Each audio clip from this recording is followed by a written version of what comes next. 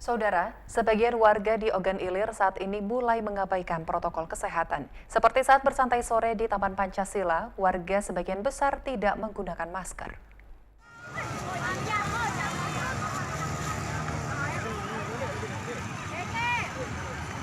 Taman Pancasila yang terletak di Kota Indralaya merupakan destinasi hiburan bagi warga Ogan Ilir dan sekitarnya.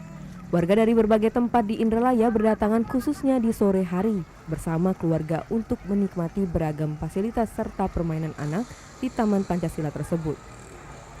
Namun warga yang datang mengabaikan protokol kesehatan. Terlihat banyak warga yang tidak menggunakan masker, jarak yang berdekatan hingga berkerumun.